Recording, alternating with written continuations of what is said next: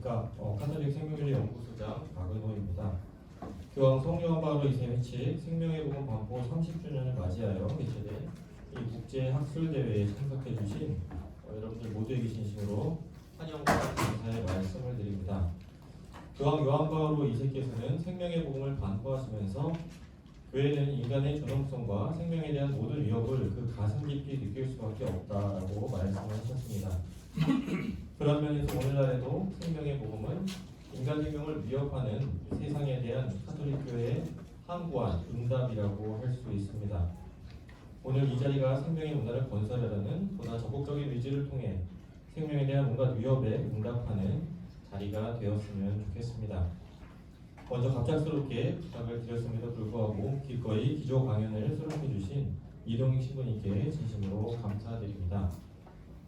또 로마와 대만에서 생명교육과 의료활동에 헌신하시면서 원길을 마다하지 않으시고 기꺼이 방문해 주신 조셉 탐 신부님과 알렌 떼 수녀님, 또 한국 사회의 급변하는 상황 속에서 인간 생명의 가치를 지키기 위해서 함께 고민하시고 귀한 발제를 맡아주신 임선희 교수님과 김경희 교수님께도 특별한 감사를 드립니다. 그리고 오늘 학술대회를 위하여 귀한 시간을 내시고 관심과 애정을 갖고 참석해 주신 모든 분들께도 다시 한번 감사드립니다. 그러면 우리 함께 시작기도로 생명을 위한 기도를 드리도록 하겠습니다. 성부와 성자와 성령의 이름으로 생명의 근원이신 주님, 주님으로서 사람을 창조하시고 성령으로 충만하게 하시니 감사합니다. 오늘날 된 가치관과 교만한 마음으로 생명을 파괴하는 일이 곳곳에서 일어나고 있습니다. 인간의 오만함을 용서하시고 주님께서 생명의 주인이심을 세상 모든 이가 깨닫게 하소서. 저희에게 생명을 사랑하는 마음을 북돋아 주시고 생명을 수호하는 데 앞장서게 하소서. 또한 저희가 하는 말과 행동이 영원한 생명으로 가는 진리의 길을 밝히는 등불이 되게 하소서. 우리 주 그리스도를 통하여 비나이다. 아멘. 평화의 모우님, 저희를 위하여 빌어주소서. 한국의 순교 성인 성녀들이여, 저희를 위하여 빌어주소서. 성부와 성자와 성령의 이름으로. 이어서 서울대교 부총리이신 구여비 주교님의 축사가 온라인으로 있습니다.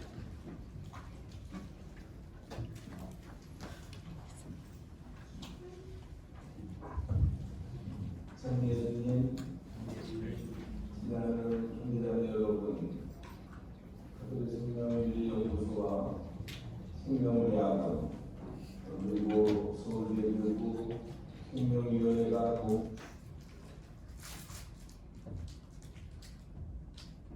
공동으로 개최하는 학술대회를 맞아 여러분에게 인사를 드립니다.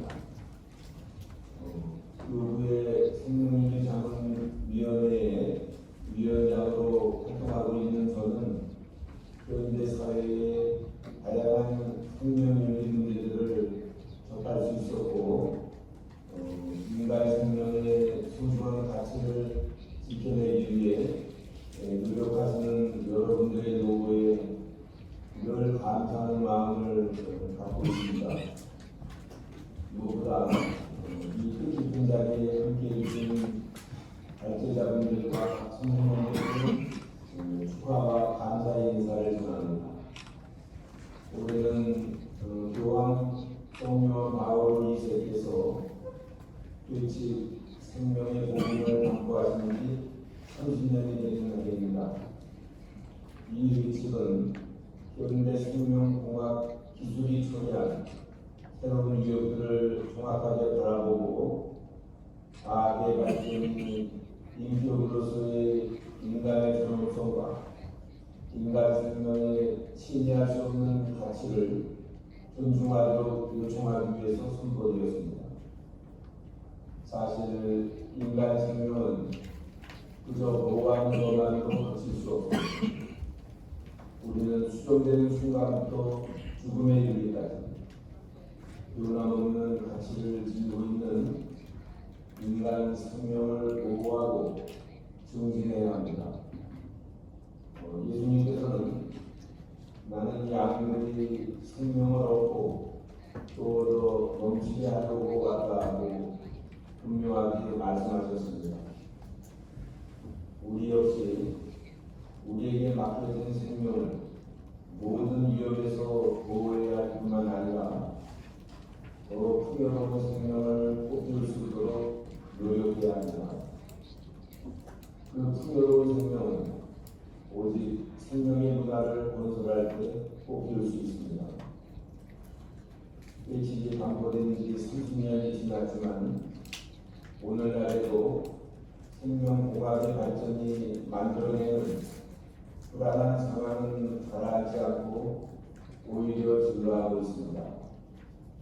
그러나 우리는 생명을 파괴하는 행위들을 고발하는 것으로 그칠 수 없습니다. 우리가 이 자리에 모인 것은 무엇보다 이 세상에 생명의 문화를 건설하기 위한 적극적인 방안을 함께 고민하기 위한 것입니다. 그런 면에서 존경하올 이동희 신부님의 기조 강연과 발제자 네 분의 귀한 발표는 참으로 시의적절하다고 생각합니다. 이동희 신부님께서는 오랫동안 생명운동에 헌신하셨던 경험을 바탕으로 생명의 복음의 중요성과 현대사회 안에서 드러나지 않는 그 의미를 확인해 주십니다. 조셉 탐 신님께서는 일찍 생명의 복음에 담긴 인간 생명의 귀한 가치는 강요할 수 있는 것이 아니라 대화를 통해서 설득력 있게 전달되어야 함을 강조하십니다. 세교황 레오 14세께서도 역시 대화를 강조하셨습니다.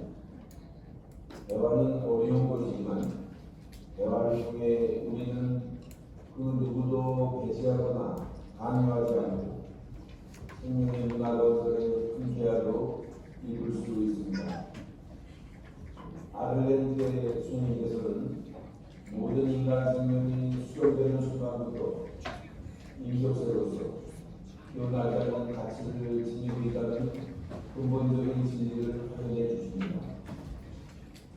대화나 타화와 같이 약하고 방어 능력이 없는 자기 방어 능력이 없는 생명을 보호하는 것은 우리 모두에게 주어진 책임입니다. 세계 수적으로 많은 인간 생명이 훼손되는 현 시대에 앞으로 인신법의 가치와 활용은 더 강조될 필요가 있습니다. 임선희 교수님께서는 생명공학이 인류에게 크나큰 혜택을 가져다 줄 수도 있지만 동시에 인격체인 인간은 무고하고 생명을 파괴하는 결과를 초래할 수 있다는 사실을 전제해두고 계십니다.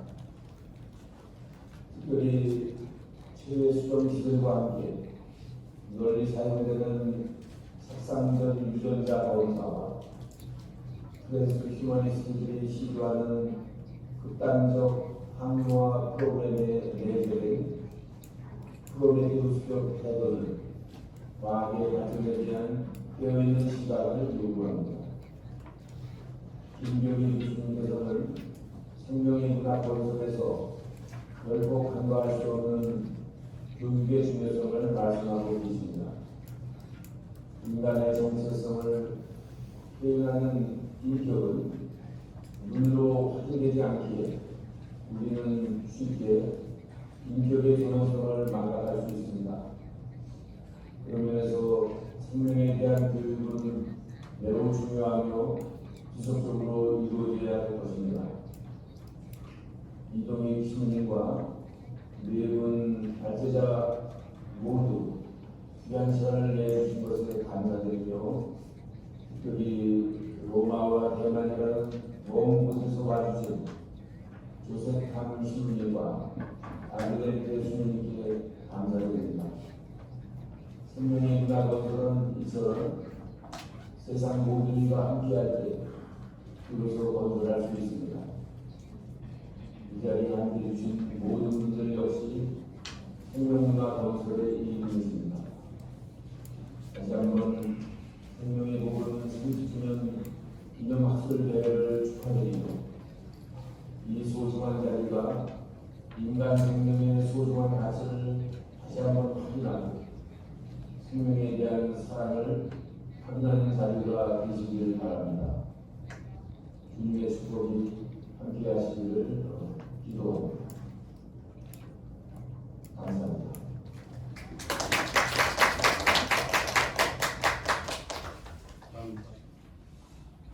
시간을 딱 맞춰서 주교님 말씀이 들어가겠습니다. 대학원에도 계시고 하시니까 학술대회가 가치를 나눌 내용도 있지만 학술대회가 어떻게 외형적으로 이루어지고 진행되고 참여하고 하는지에 대해서도 경험할 수 있는 좋은 기회였으면 하는 생각입니다. 오늘 주교님께서 말씀해 주신 대로 기조 강연이 하나 있고 두 분의 발제가 있으신 다음에 잠시 휴식을 가진 다음에 이어서 두 분의 발제를 하고 5시부터 종합 토론을 할 계획입니다.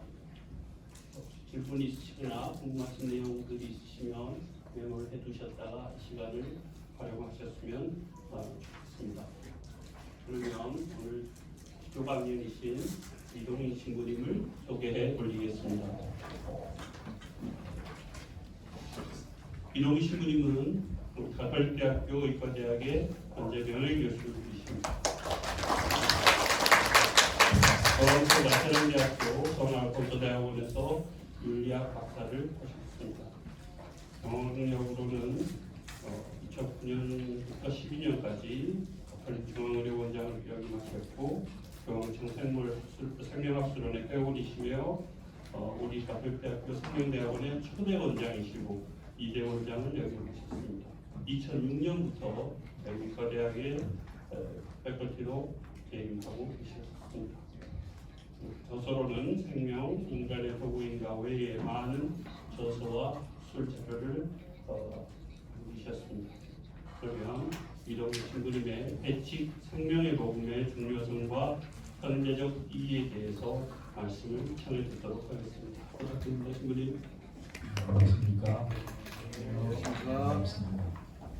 아주 오래간만에 이 자리에서 말씀을 드리게 되었습니다. 일주일 전에 이 기조 강연 요청을 받고서 흔쾌히 수락을 했지만은 제가 여기지 않게 치아를 발치를 하는 바람에 며칠 문사를 앓고 지금 컨디션이 좋지 않은 상태에서 나와가지고 여러분들에게 제 목소리로 부담을 드리지 않을까 이 점 빨리 양해해 주시기 바랍니다. 오늘 생명의 복음 배치 30주년을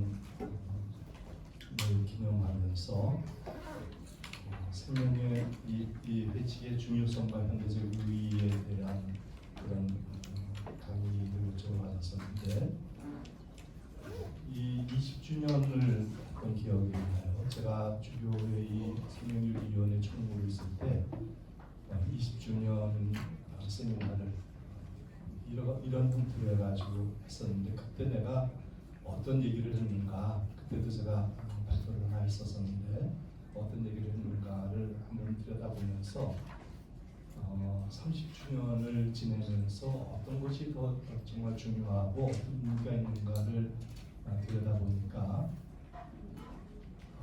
이 20주년 때 제가 글을 썼고 얘기했던 그런 내용들이 사실 더 큰 어려움의 직면에 있다라는 이런 걸 느끼면서 조금 더 강조하는 그런 형태로서의 말씀을 드려야 되지 않을까 이런 생각이 들었습니다. 95년도에 생명의 복음 배치기 선포가 되었죠. 이 95년도라는 이 시기는 어떤 의미에서는 인간 생명의 존엄성에 대한 숙고가 이루어지기 위한 그런 시발점이었다고 생각합니다. 이 회칙 반포 이전에 물론 생명윤리라는 그런 학문 분야에서의 한 섹터가 만들어지긴 했지만은 크게 확산되진 않았던 그런 상태였다고 생각을 해요. 제가 로마에서 공부를 할 때 1990년도에 학위를 다 마쳤는데 제가 로마에서 공부할 때까지만 해도 제가 공부했던 그 학교가 윤리신학원 전문대학원으로서 윤리신학과 관련된 거의 모든 분야를 다 승격하는 그런 내용을 공부를 했었지만은 제가 5년 동안 공부하면서 강의 내용 가운데 생명윤리라는 그런 강의 제목을 가지고 강의가 개설이 된 적은 사실상 한 번도 없었습니다. 사회윤리라는 그런 형태 안에서 일부 생명의 문제가 다뤄졌고, 그래서 여기에 생명의 존엄성, 인권의 문제, 인간의 존엄성 이런 형태로 해가지고 생명 문제가 다뤄졌지, 이 생명윤리 문제, 생명의 존엄성 문제가 본격적으로 다뤄진 것은 어쩌면은 이 생명의 복음이 시발점이 아니었는가라는 그런 생각이 들기도 합니다. 레지나 아포스톨로룸이 1993년도에 설립이 되었고, 그리고 1998년도에 생명윤리 패컬티가 생겨나고 여기에서 정식으로 석사 박사 학위를 할 수 있는 그런 것이 요한 바오로 2세 교황님에 의해서 승리되었다라는 것은 이 생명윤리 역사에 있어서 굉장히 중요한 포인트라고 볼 수가 있는데, 이 생명윤리와 관련해 가지고 그래도 가장 전문적으로 강의를 개설하는 곳이 바로 레지나 아포스톨로룸이라고 말할 수가 있어요. 우리 레지나 아포스톨로룸에 우리 최진일 교수님도 여기서 학위를 하셨고, 그리고 생명대학원의 1기 학생으로 수료했던 이인국 교수님이라고 계세요. 산부인과 의사 선생님이신데, 그 선생님은 여기서 생명대학원 학위를 한 다음에 이 생명윤리 공부에 더 관심을 가지시면서 좀 더 본격적으로 공부해야 되겠다라고 하면서 로마를 이주해가지고, 그래서 로마에서 이 생명윤리 박사학위, 레지나 아포스톨로룸에서 생명윤리 박사학위를 하셨습니다. 그리고 최근에 귀국하신 백종호 신부님 여기서 학위를 하셨고요. 이러면서 이 생명윤리라는 분야가 어떤 면에서는 점점점 이게 확대되어 가지 나아가게 된다라고 볼 수가 있겠습니다. 교회 안에서 이제 이 생명의 복음 반포를 지원해 가지고 윤리신학이라는 몇몇 대학에서는 이제 생명윤리라는 그런 과목들이 개설되기 시작했고, 점차적으로 이것이 교회의 이런 노력에 의해 가지고 각 나라에 이렇게 전파되기 시작했다라고 생각합니다. 각 나라, 우리나라의 경우에 있어서는 2000년도에 주교회의가 생명윤리를 전문적으로 연구하는 생명윤리 연구회를 만들어야 되겠다라고 생각해서 신앙교리위원회 산하의 생명윤리 연구회를 만들었고, 이것이 2008년도에 위원회로 승격해가지고 주교회의의 정식 위원회로 생명윤리위원회가 지금까지 이루어지고 있습니다. 그래서 이런 것을 보면서 이것이 단지 교회로만 확대되었는가라고 볼 때 그렇진 않은 것 같아요. 교회뿐만이 아니고 각 나라에서도 이와 관련된 여러 가지 법률적 논의들이 생겨나기 시작했고, 우리나라에서도 2004년도에 생명윤리 및 안전에 관한 법률이 만들어졌죠. 그리고 처음으로 국가생명윤리 심의위원회라는 것이 생겨났고, 그래서 제가 거기 이제 1기 멤버로서 참여를 한 적이 있습니다. 지금은 어떻게 몇 기로 나가는지 모르겠는데, 홍 교수님도 거기에 참여하고 계시죠? 네.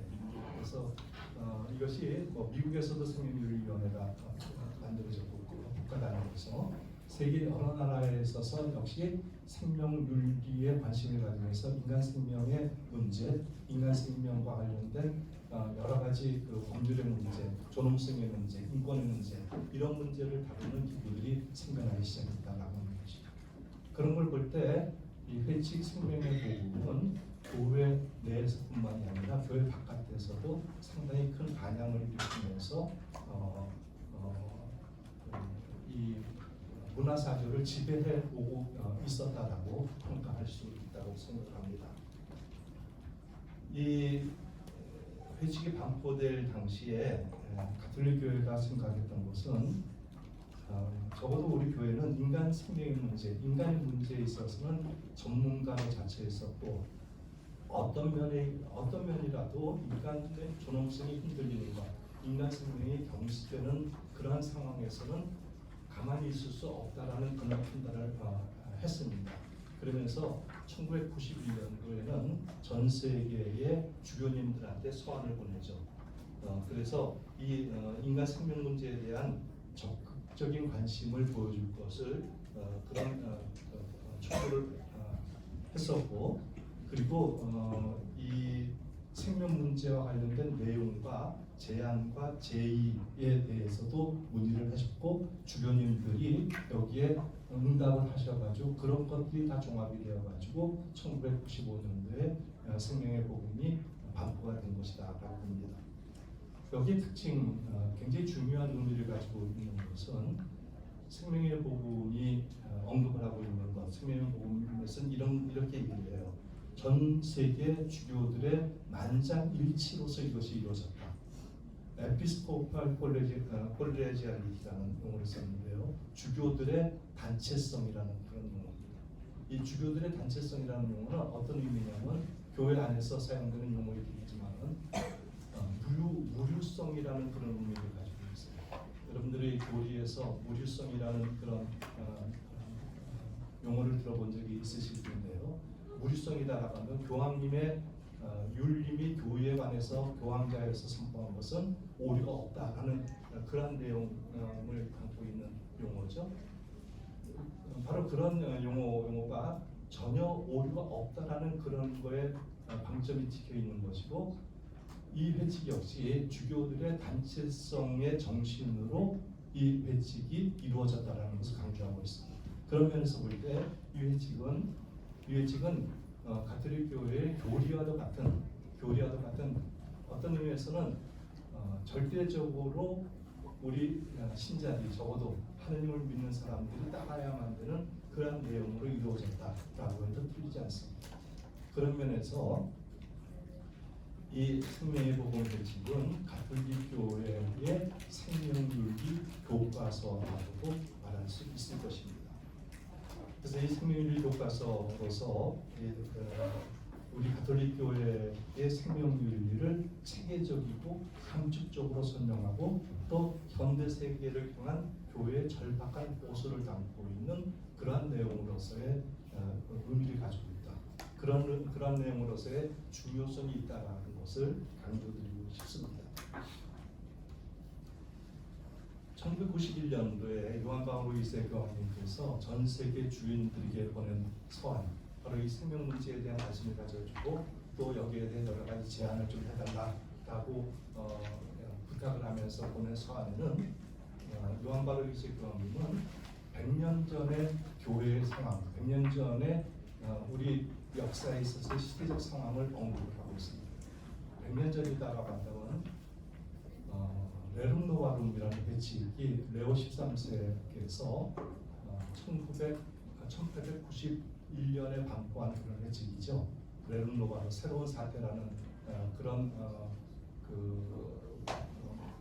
제목으로 우리말로 번역이 되어 있는데요. 그 당시는 서구 사회가 산업화되는 과정에 있어서 노동 대중들이 정말 극도의 빈곤에 떨어지고 인간으로서의 존엄성이라고는 찾아볼 수 없을 만큼 아주 비참한 상황에 놓여 있을 때 교회가 이러한 상황에 대해서 그냥 입 다물 수만은 없다라는 그런 절박한 심정으로 레룸노바룸이라는 회칙을 반포한 것입니다. 그래서 그러한 심정을 가지고서 회칙 이 생명의 복음을 만들었다라고 하는 이런 의미죠. 이 요한 바울 1세 교황님께서 전 세계 주교님들에게 1991년도에 보낸 서한에 이런 문장을 한번 읽어드리겠습니다. 1세기 전에 노동자 계층이 기본권을 억압당하고 있을 때 교회가 노동자들의 인간으로서의 신성한 권리를 선포함으로써 용기 있게 그들을 옹호했던 것과 마찬가지로 오늘날 또 다른 범주의 사람들이 인간 생명의 기본권을 억압당하고 있는 때에 교회는 그와 똑같은 용기로서 소리 없는 사람들의 목소리를 대변해줄 의무를 지키고 있습니다. 교회는 언제나 이 세상에 가난한 사람들과 위협당하고 멸시받으며 인권이 유린당하고 있는 사람들 편에서 복음을 외칩니다. 바로 이런 절박한 호소가 100년 전이나 지금이나 동일하다라고 하는 것이 어떤 면에서 동일하냐 하면 인간 생명이 정말 억압당하고 인간 생명이 비참하게 죽어가는 이런 형태의 상황이 100년 전에 산업화되는 과정에서의 그런 상황과 별반 다르지 않다라고 하는 그런 의미입니다. 그래서 이렇게 교황님께서 전 세계 주교님들에게 이러한 서한을 보내면서 결국 주교님들이 교황님의 이런 의도에 대해서 모두 한 마음으로 일치해가지고 여러 가지 의견 제안 그런 것을 내주신 것, 그것이 종합돼가지고 나타나는 것이 바로 새로운 이 생명의 복음 빛이다라고 하는 것이죠. 이 생명의 복음에서 요한 바울 1세 교황님이 우리의 주목을 끄는 것은 요한 바울 1세 교황님이 현대 사회를 진단한 것, 사회윤리의 사회윤리의 교회가 지금까지 꾸준히 보여왔던 그런 전개 방법은 현실을 판단하고 그리고 이 판단에 대한 분석과 함께 교회의 합당한 해결책을 제시하는 것, 이런 과정이 사회윤리의 해결 과정이다라고 보거든요. 똑같이 여기에서도 생명의 복음에서도 그와 같은 형태를 그대로 보여주고 있습니다. 현대사회를 분석하는 것, 그 분석하는 것은 몇몇 문화사조에 의해서 심각하게 인간 생명이 유린당하고 있고 인간 생명의 존엄성이 땅에 떨어지고 있다. 이런 것의 밑바닥에는 죽음의 문화가 자리 잡고 있다. 그래서 이 죽음의 문화는 이런 것들이 있고, 그래서 이 죽음의 문화를 극복하기 위해서 우리 모두가 다 한 마음으로 노력해야 되고, 그래서 현대를 살고 있는 하나님을 믿는 우리들에게 있어서는 끊임없이 요구되는 것은 이 죽음의 생명의 문화를 위해서 죽음의 문화와 끊임없이 투쟁해야 된다라고 하는 것을 강조하고 있죠. 그래서 이 죽음의 문화의 그 내용들을 열거하신 것을 보면은 개인과 민족들의 생명에 대한 위협들, 빈곤, 기아, 풍토병, 폭력과 전쟁, 이외에도 여러 가지가 있겠지만은 아마 함축적으로 아주 잘 분석을 하신 것 같습니다. 그런데 죽음의 문화를 열거하고 있는 이러한 내용들이 30년이 지난 오늘날은 어떤가 한번 들여다보면 어쨌든 더 심각해졌다라고 밖에 볼 수가 없다는 것이죠. 최근 몇 년 동안 전 세계가 전쟁으로 인해서 정말 아우성이지 않습니까? 그리고 풍토병 얘기가 전 세계가 마비됐던 그런 시기가 있었지 않습니까? 이런 상태가 어쩌면은 시간이 가면 갈수록 점점 더 심각해지는 그런 상황이다라고 볼 때 이 생명의 복음 30주년 아마 앞으로도 이 요한 바울 1세 교황님께서 이 제시하는 이 생명의 문화를 위한 투쟁과 노력은 우리에게 더욱 절실한 것이 아닌가라는 그런 생각이 듭니다. 교황님께서는 이 죽음의 문화를 지배하는 몇몇 가지 요소를 얘기를 하고 계시는데 그 중에서 세 가지를 좀 들 수가 있습니다. 하나는 매스미디어라고 하는 것이에요. 일반화된 여론이라는 것이 생명에 대한 공격들을 더 이상 범죄화시키지 않는다. 오히려 권리를 위한 성격으로 위장하고 있다고 하는 것. 그래서 여론이라는 것이 결국 대중들을 움직이고 또 대중들이 움직여가지고 나타나는 것이 뭐냐면 공권력이다라고 하는 것이죠. 그래서 요한 바울 1세 교황님께서 또 이 생명의 문화, 죽음의 문화를 지배하는 하나의 거대한 형태로서의 공권력을 이야기하고 있습니다. 공권력에 있어 가장 힘이 센 것이 뭔가? 그것은 아무래도 법률이라고밖에 얘기할 수 없습니다. 법률이다라고 하는 것이 결국 그 시민사의 모든 것을 다 지배해버리고 있으니까요. 그런데 오히려 이런 법률이라는 것이 생명에 대한 공격을 정말 더 폭넓게 강력하게 지원하고 있다라고 하는 그런 것입니다. 2004년도에 생명윤리 및 안전에 관한 법률이 만들어지기 전에 우리 교회는 정말 몇 년 동안 아주 철저하게 이 법률과 마주하면서 많은 추진을 했습니다. 그래서 여기에 인간 배아에 관해서 이것을 물질화시키려고 하는 그런 시도에 대해서 정말 많이 노력을 했었고, 그런데 결국 지금은 어떻죠? 지금은 인간 배아, 영구 목적으로 인간 배아를 활용하고 그리고 쓰고 폐기하는 이런 것들은 별로 문제가 되고 있지 않아요. 첨산재생의료법이라는 것이 이것도 몇 차례 폐기가 됐던 것인데 정권이 바뀌면서도 계속해가지고 이 법률 법안이 올라오고 결국 첨단재생의료법이라는 것이 만들어졌죠. 여기에 미명은 기형이라든가 기이한 질병에 대해서 치료할 목적으로 무엇을 한다라고 하는 건데, 이것 때문에 나타나게 되는 여러 가지 그 인권에 대한 침해라든가 인간 생명을 정말 아무렇지도 않게 중요하지 않게 보는 이런 내용들이 담겨 있다고 볼 때 정말 이것도 정말 법률이 그런 것들을 다 옹호하고 있는 것이다라고 보는 것이죠. 그리고 또 한 가지 의왕님께서 지적하고 있는 것이 왜곡된 자유주의 사상이다라고 합니다. 자유라는 건 굉장히 우리에게는 굉장히 중요한 가치죠. 그러나 교황님이 말씀하고 계시는 것은 왜곡된 자유주의, 다른 말로 얘기해서 이기적 형태의 자유라는 것을 지적하고 있습니다. 이기적 형태의 자유다라고 하는 것은 나의 자유가 절대적인 자유다라고 주장하는 것이고, 나의 자유는 다른 사람을 침해하거나 다른 사람을 무시하거나 이래도 별로 틀림이 없다라고 생각하는 그런 걸지 몰라요. 일종의 방임이다라고 말을 할 수 있죠. 내가 얼마나 내 일을 자유롭게 행할 수 있느냐, 그것이 이 이기적 형태의 자유주의의 행동 기준입니다. 그들에게는 자유가 절대적 행동 기준이고 규범입니다.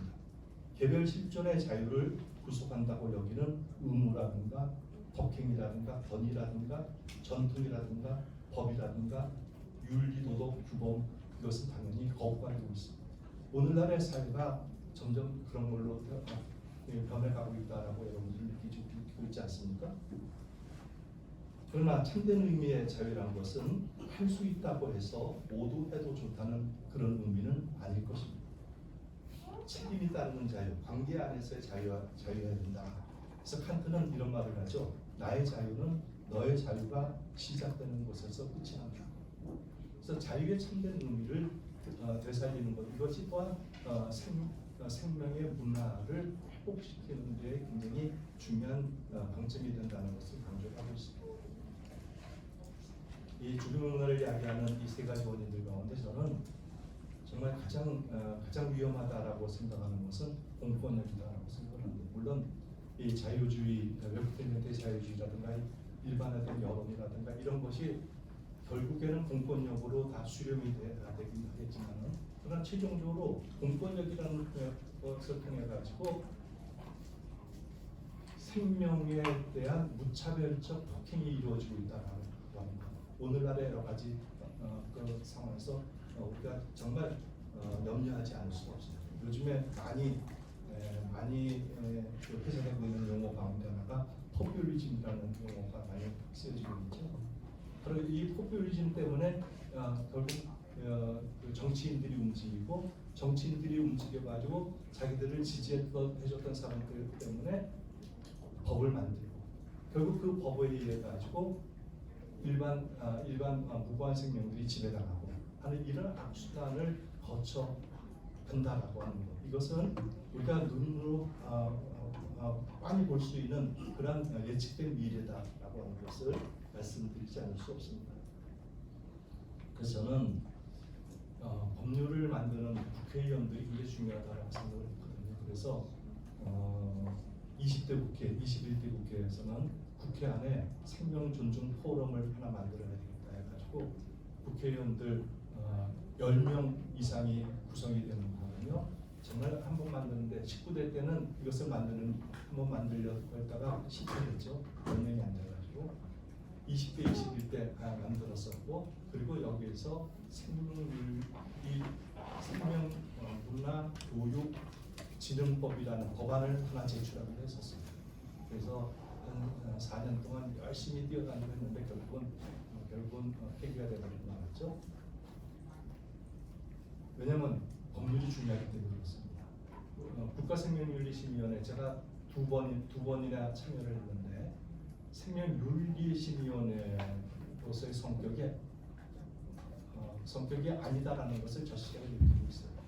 거기서 하고 있는 일이 뭐냐면은 이런 내용들이 법에 어긋나느냐, 법에 부합하느냐 그것만을 따지고 있습니다.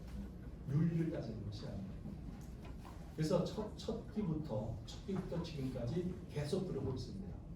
그래서 생명윤리심의위원회의 성격부터 바뀌어져야 된다라고 하는 것을 정말 누차 강조했고 글로도 여러 번 썼지만은 되지 않습니다. 그래서 이런 것들이 죽음의 문화의 바닥에 깔려져 있는 굉장히 거대한 힘이다라고 생각하는데, 저는 지금 또 하나 염려스러운 것이 하나 있는데요. 지금 이제 대통령 선거가 남지 않았고 각 대통령 후보들이 개헌을 하겠다, 이구동성으로 다 개헌하겠다라고 얘기하고 있습니다. 그런데 제가 2004년도에 문재인 전 대통령이 개헌 발의를 하나 했었어요. 헌법을 개정하겠다 해서 발의를 했었는데요. 물론 나중에 폐기됐지만 그 개헌안 전문을 보니까 여기에 삶의 질이라는 용어가 들어가고 있습니다. 삶의 질. 생명윤리는 크게 두 가지 부류로 나눌 수가 있어요. 하나는 생명의 존엄성 생명윤리와 또 하나는 삶의 질 생명윤리. 이 두 가지를 나눌 수 있는데 이 두 가지는 극한으로 대립하고 있는 것입니다. 우리 교회가 주장하는 것은 생명의 존엄성 생명윤리거든요. 삶의 질 생명윤리는 인간의 생명을 질적 개념으로 보면서 물질화시키는 데 있기 때문에 결국 유용성만 따지고 유용성이 없다라고 했을 때는 폐기시켜버리는 것, 그것을 정당화시키는 것이 삶의 질 생명윤리다라고 하는 것입니다. 제가 그 문재인 대통령께서 이 발의했던 헌법 개정안을 좀 들어가 보면서 각 나라의 헌법들을 좀 여러 개 본 적이 있어요. 근데 어느 나라도 헌법에 삶의 질이라는 개념이 들어간 데가 아무데도 없습니다. 그런데 우리나라는 아주 용감하게 삶의 질이라는 개념을 넣고 있어요. 근데 헌법 개정을 다 약속을 한 이 대통령 후보들 가운데 누가 하나라도 대통령이 될 거 아닙니까? 정말 염려스러운 것은 이 개념이 다시 들어갈까, 아무런 피드백 없이 다시 들어간다라고 할 때 우리나라의 이 생명 분야는 얼마만큼 더 힘들어질까라는 그런 염려를 하지 않을 수가 없습니다. 그래서 그런 면에서 생명윤리연구소든지 서울교구 생명윤리위원회든지 이런 데서 바로 이런 점들까지도 좀 깊이 숙고하면서 요한바베스 위원님께서 말씀하셨던 것처럼 죽음의 문화를 극복하기 위한 생명 문화 건설을 위한 투쟁이라고 얘기하신 것처럼 정말 투쟁해야 되지 않을까 하는 이런 생각이 들기도 합니다. 그래서 이런 면이 이 생명의 복음 배칙이 우리에게 가져다주는 그런 의미다라고 생각할 수 있고, 그리고 특별한 그런 내용보다는 이 30주년을 기념하면서 여기에 대한 좀 더 숙고된 그런 성찰과 함께 여기에 더 적극적으로 실천해야 되지 않을까 이런 생각을 여러분들과 함께 나누는 것 같습니다. 고맙습니다.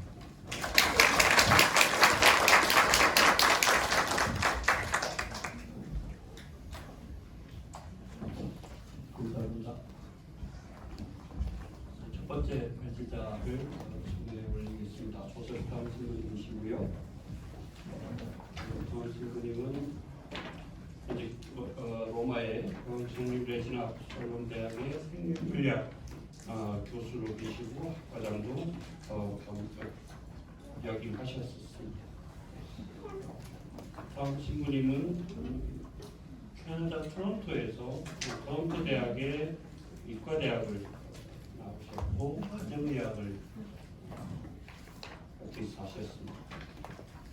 이후에 현재 재직하고 계시는 레지나 압솔롬 대학에서 생명의학 석사, 박사, 신학 석사까지 저희 대학원에는 드문드문이지만 지속적으로 여러 지혜와 기회를 나눠주신 인연이 꽤 깊은 신부님으로 저는 기억하고 있습니다. 강 신부님께서 하신 주제는 대화, 문화, 그리고 정체성, 생명복음의 30주년을 맞이하였다는 주제로 발표해 주시겠습니다. Please. Thank you for the organizers, Father Gregory, Father Sebastiano, Father Paul, for inviting me to come and give this lecture. So the lecture that I have prepared does not exactly correspond to the paper that I have published, but it's related. I'm going to see that. So my topic is on. Can you hear translation directly? I don't stop. Okay.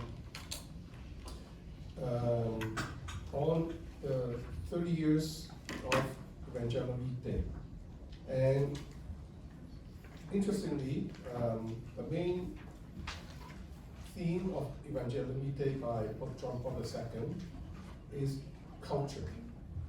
Just like Father Don was saying, culture of life and culture of death. Those are the kind of like the phrase that Pope John Paul II used to describe the situation that we're faced with on these life issues. The choice of the word culture is not coincidental. There's a purpose, a meaning for that. And so 30 years later, we can look at some of the cultural elements of what has changed in these 30 years. Has things becoming worse or better? Anything new about this culture in regards to these important topics? And in this reflection, I thought of three main cultural issues. The first one is secularization of bioethics. Second one is the polarization of life issues. And the third one is about identity.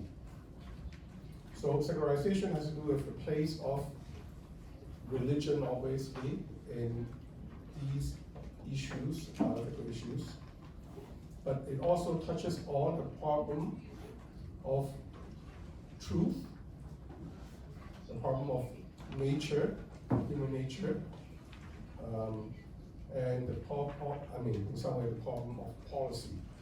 So the problem of secularization is that there is a gradual marginalization or secularization, meaning that religion does not have a place in these debates, or the church has less influence on these questions. And at the same time, it's not just religion itself, but what is being attacked is the whole concept of truth. What is truth, right? So once you have truth being denied, okay, you have the second point, which is basically the debate becomes actually worse, becomes more polarized, because without truth and reality as a foundation of what is really happening, okay, what basically becomes a power struggle.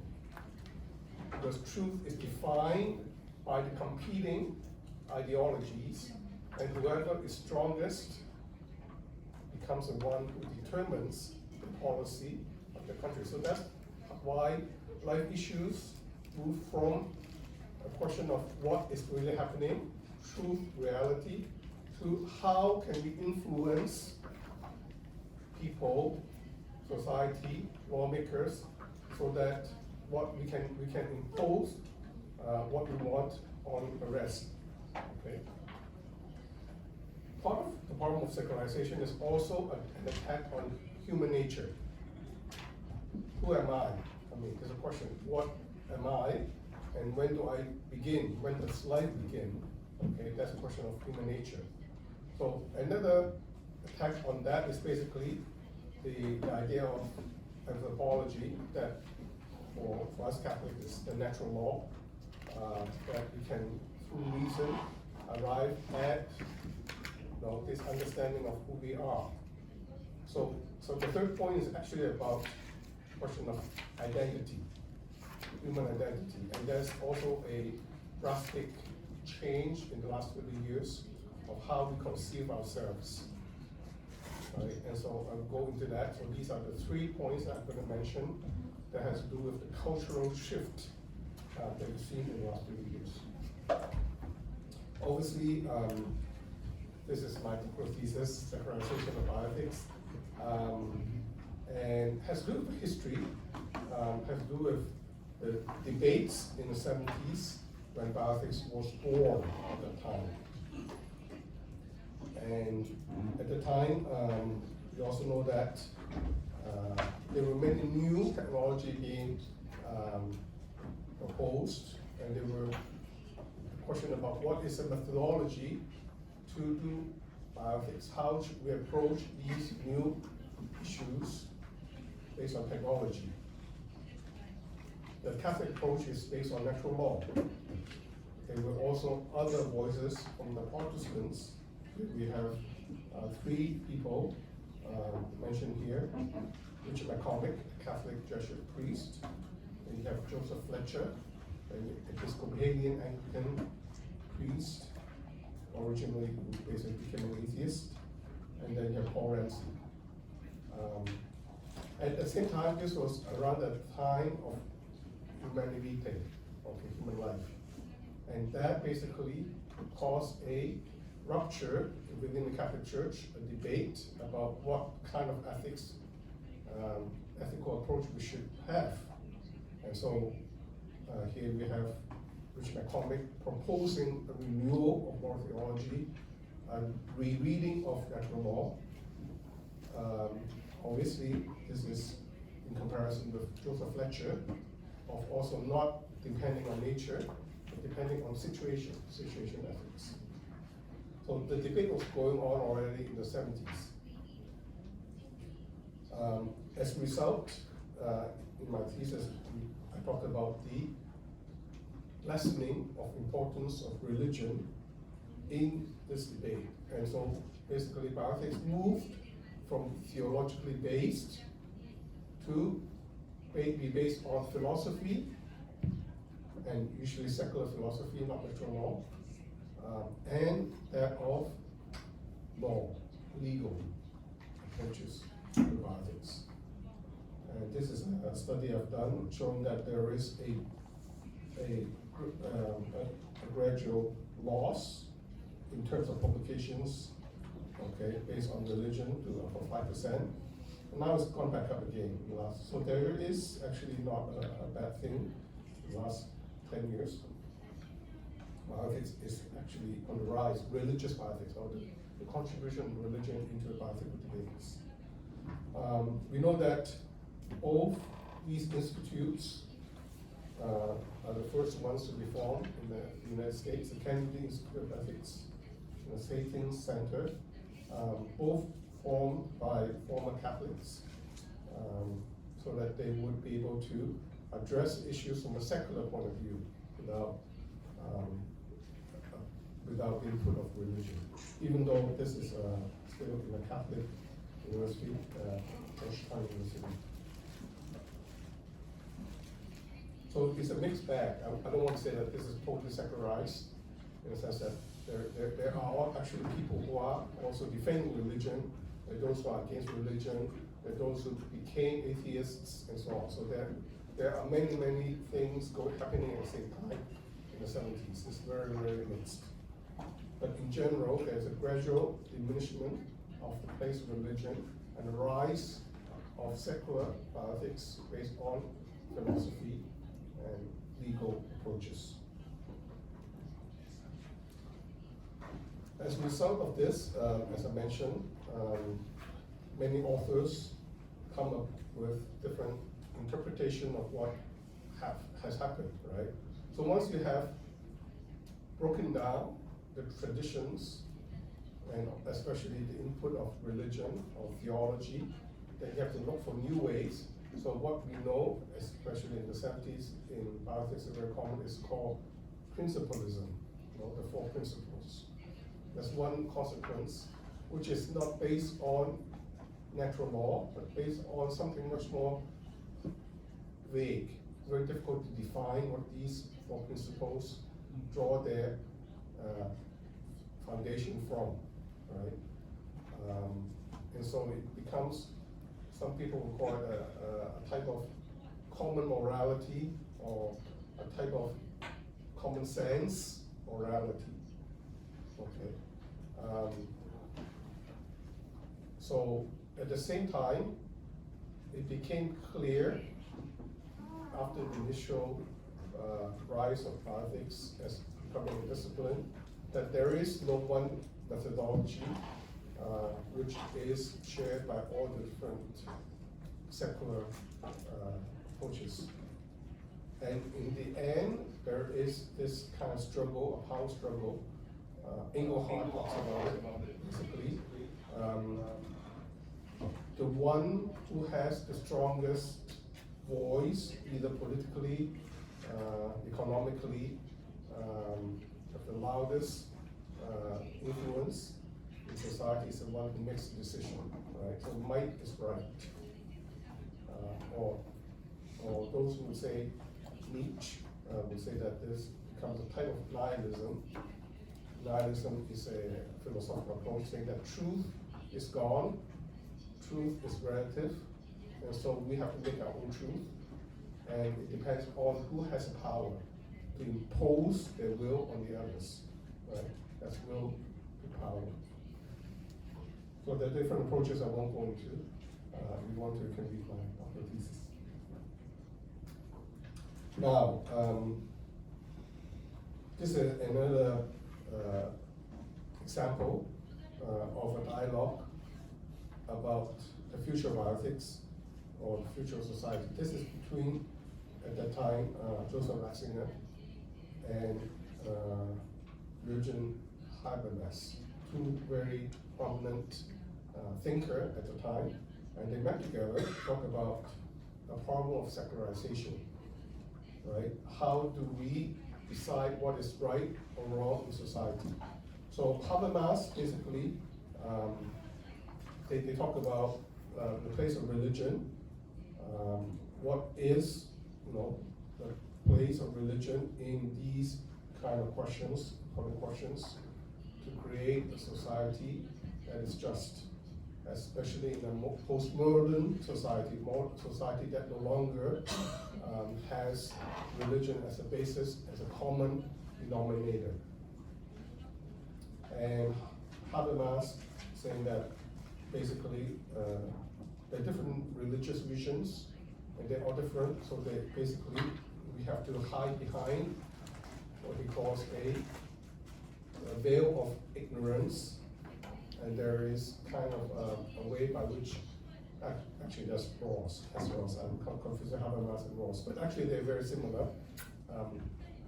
When they talk about the way to decide on society, what is the right thing to do, okay? So basically, he believes that there is a way through philosophy to reach that, what we call public reasoning. Okay? Obviously, Ratzinger does not want to forego the possibility of truth. He believes that reasoning must lead us to a common truth. Even though it might be difficult, it might take a long time, but truth is not negotiable. Right? Otherwise, we fall into the problem of will to power, might destroy. So that is the first part. So secularization has been the running theme of bioethics in the last 50 years. Okay, has it gotten worse or better? I think it depends on where you look at. Right, in some places it's gotten worse, some places it's gotten better. There is, I guess, a modest recognition that the Enlightenment project, or trying to use reason without faith, has not worked either. It is just as fractured and fragmented, and basically becomes a power struggle, like I mentioned before. So in this situation, okay, is it possible to come together, those who have different opinions, to discuss issues that they disagree? And usually this doesn't happen, because when you have a power struggle, you basically have to demonize your opponent, right? And this has happened, especially in the United States, pro-life and the pro-choice debate going on, and they demonize each other, and became a slogan war, becomes a war of words. And so about 15 years ago, there was an attempt to say, let's see if we could actually come together and talk things out, at least to have a forum by which you can talk to each other, even though you disagree. Right? So it's actually organized by Peter Singer, at the time he's very secular, Frances Kissinger. She is a nun who became a layperson, basically very liberal. And then you have two other persons. One is actually a student from Regina Prosperum. She finished a doctorate PhD with me, Jennifer Miller, and then Charles Comosi is another organizer. So we have three Catholics and one Peter Singer. Okay, and we actually came together and talked on a wide range of topics to express our differences and so on. Right? So that was actually a 3-day conference or 2-day conference, which I participated as well. I think it was mixed. I think it was a good try, but there was no follow-up, because afterwards people were quite discouraged. They really feel that it's not going anywhere. But I mean, at least it was a good start that we were able to talk to each other, even though we disagreed with each other. And there was an attempt. But even talking to the organizers, they said, I won't do this again. They didn't want to do it again because it was very, very difficult to please, especially because they always get labeled one way or the other, and there's always recriminations, and it's not easy. Another attempt to find common ground is based on a book that was published, 17 years ago in Australia. What it noticed is that actually when you do surveys to the general public about their opinion, what they thought about abortion, it's not exactly what the law says. a lot of things are actually much more common ground, commonly grounded than others. For example, actually, might seem contradictory, right? So in a lot of liberal society, Western societies, the decision maker is the woman, right? Only the woman decides whether she could have an abortion or not. Nobody else has a say. But what does the general public says like that? They say that, okay, men and women should be able to have equal participation about the decision, because the man could be the father of the child. Why is it that just the woman can decide as the mother, but not the father, right? So that's a good question. Good question. The questions are actually reflective of the common sense, and there's actually a lot more things that we could still go on, because the laws are passed not necessarily based on the opinion of the general public. So what we see, especially recently in the United States, also is that a lot of times these questions on abortion became very, very politicized. And so impossible to talk about dialogue, impossible to talk about common ground, impossible to talk about bridges, right? So what is the Catholic position on this? And I think, according to Pope Francis and Pope Leo, we should never stop dialogue. We should never stop engage those with a different opinion. In some way, I think when you talk to these people, they are really, really concerned about women, about society, about the children. So it's not like the way we sometimes imagine them to be, right? Let me ask you, how many of you have spoken to an abortion doctor? Or to someone who is pro-choice or actively promoting abortion? Normally, very few of us, right? Because it's uncomfortable, right? It's uncomfortable. I remember that meeting in Princeton, that occasion, it was very uncomfortable, because we tend to like to speak to people that agree with us and share the same values. When you are in a place where there are such a great difference, great gap on these very daily held positions, it can be uncomfortable, right? Well, so that's the case, right? Without encounter, we cannot build bridges, right?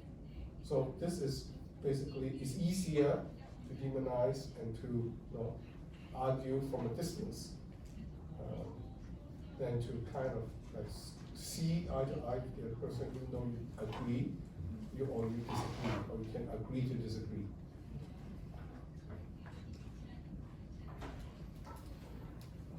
This is actually, I stole this from a student who's doing a doctoral degree with me. She's going to write about dignity, human dignity.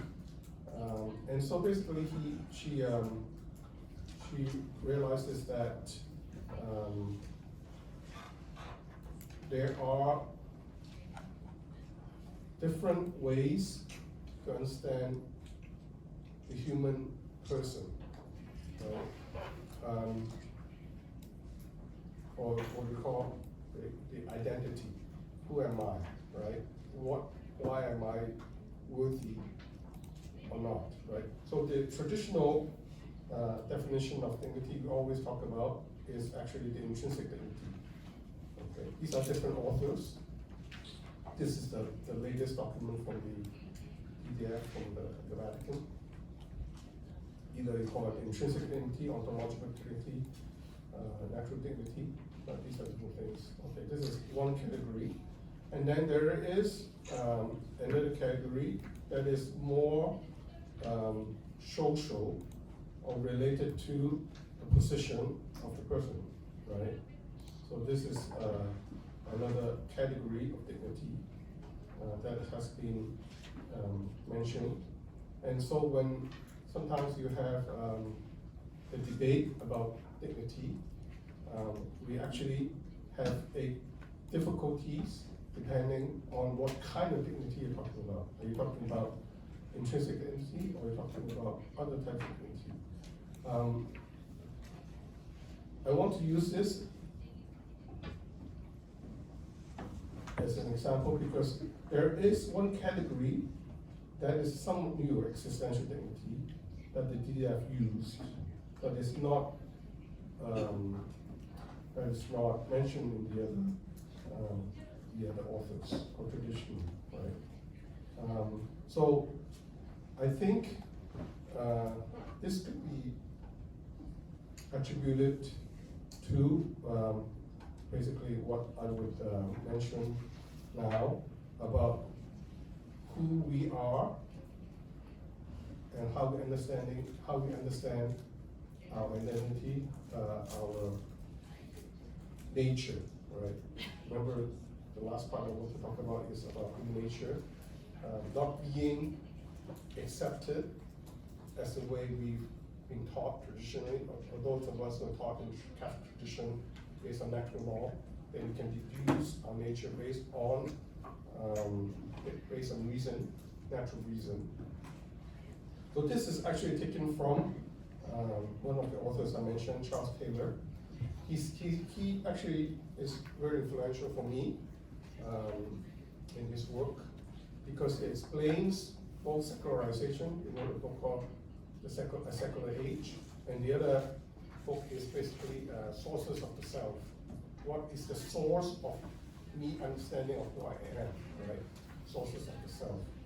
And basically he's saying that one of the things that has happened in the last 50 years is that shift, okay, of our own understanding of self, of human identity, the soul, right, of human soul, of my value, of my dignity.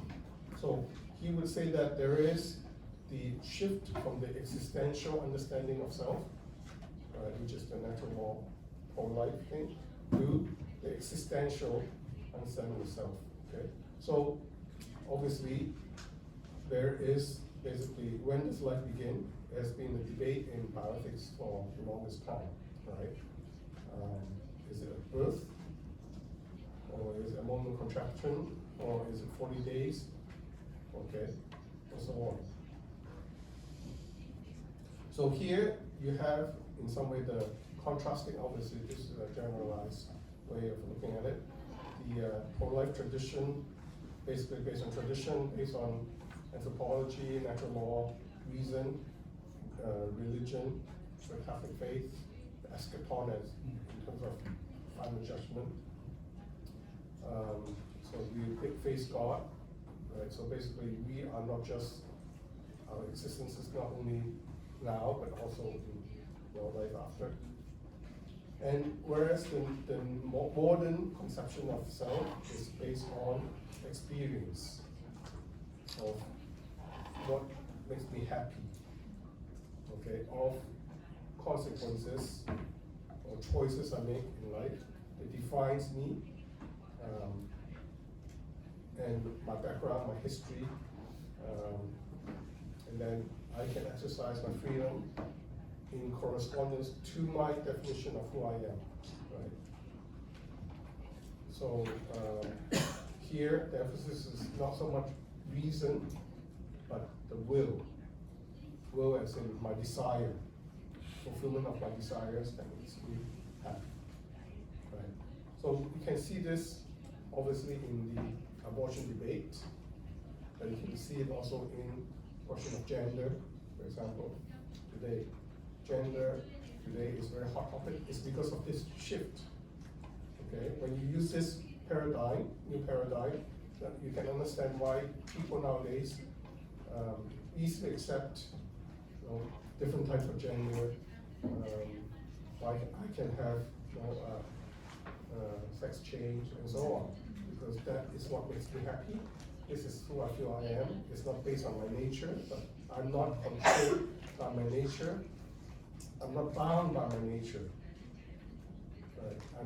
I have my will, and my will can impose on nature or truth. My will is supreme.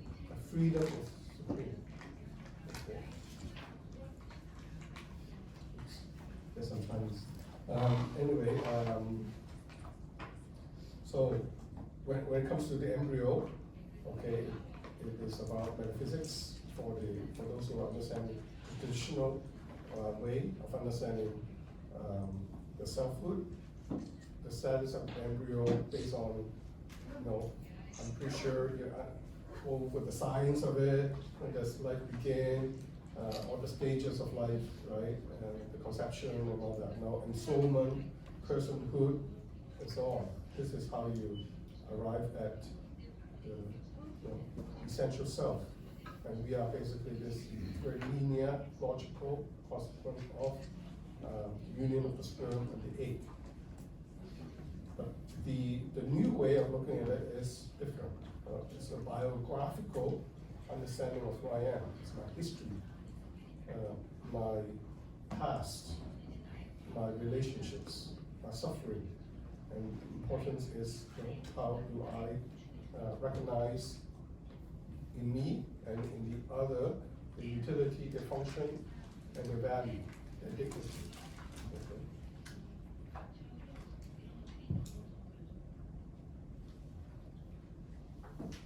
So for us, in that way, you can say that this is philosophically objective realism based on reality.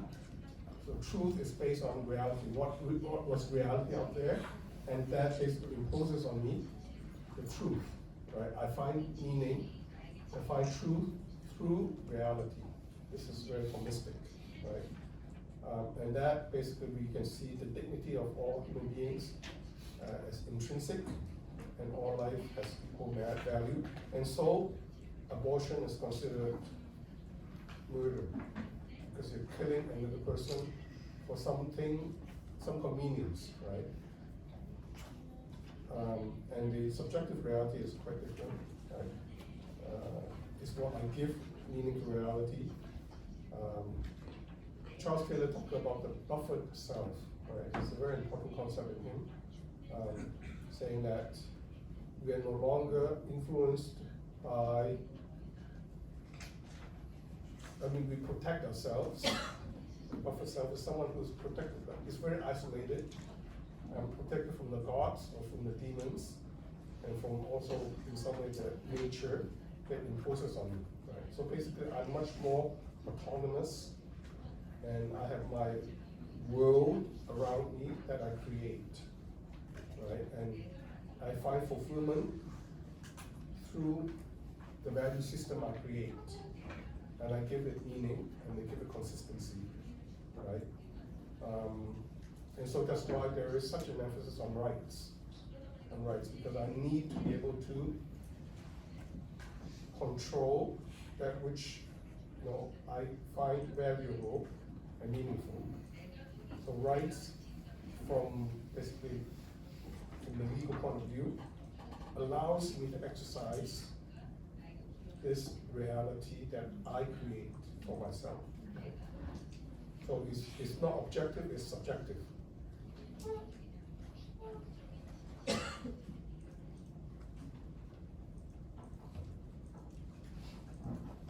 So once again, when it comes back to the question of abortion,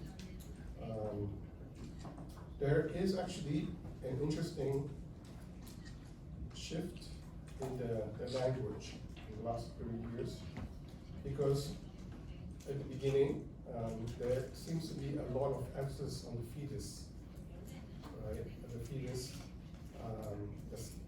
the personhood of the fetus, and that abortion is a kind of murder, that you're killing human life to a language that is more corresponding to the needs of the woman. The woman who undergoes abortion is actually a victim. Right? And they actually are trapped into a situation not of their own making, because of their own background, because of their situation, because of bad relationships, and so on. Right? They're forced to undergo abortion, even though they might not want it, but there's no way out. So this, in some way, has been much more successful in changing the cultural understanding of abortion. And I think that's probably why there is a change, I guess, in the United States. Legally speaking, the striking of Roe versus Wade is because of this strategy to realize that if you talk too much about fetus, people don't identify with it because of the new way we understand ourselves. Okay, I think we included. Okay, not just those who are pro-choice, but we have become much more understanding, and so this new language, okay, has been quite effective in turning the tide.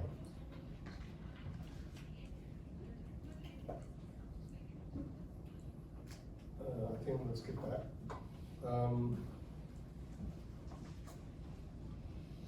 So here we have basically the two sides, the essential self and the existential self.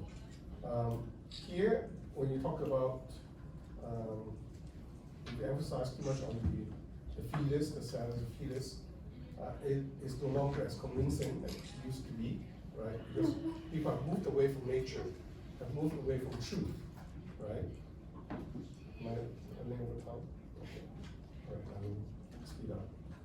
So, so they prefer to talk about, okay, relations, meaning saying that abortion is bad, okay, because it's bad for the woman. It's bad for the relationships. Also, relationships are important for this type of existence, and it is also a type of regret, a type of trauma that they suffer, a post-abortion syndrome, that kind of thing. So the new approach, as I said, which in some turning tide, is that those who are on the pro-life side are using language that are more appealing to the existential crowd, right? That, yes, woman, you're strong, you can do it, you can overcome your adversity, you can become better informed, you can have other choices, and you can actually build a relationship with the fetus, with your husband, with your spouse, your family, and yes, we can overcome together. Right? And abortion itself is not a solution because it actually you are also a victim. Right? We can see that's happening, moving from the top to using the approaches from the bottom. And actually, you can see this also in an interesting way in the language of the popes. I talked about Pope John Paul II used the slogan he used is culture of death and culture of life, right? So basically saying that the injustice is being done to the fetus, right? Because they are the marginalized, they're the weak, they're the vulnerable. And then basically the war is between those who are strong and those who are weak, right? And this is a culture of death. Pope Benedict used another phrase. He used the word dictatorship of relativism to describe the culture problem. Culture problem meaning that truth is being denied, nature is being denied, everything becomes relative, everything becomes subjective rather than objective. Right? So basically that's the language of Pope Benedict to describe the situation. Okay, it is still more or less, I would say, from the paradigm of existential self. So when Pope Francis comes about, he doesn't actually want to, on purpose, use these kind of language or focus too much on the fetus. He actually focused on the woman. So the language he used is throwaway culture. Throwaway culture means a culture where things are just discarded, like you use it and you throw it away, right? Throwaway culture.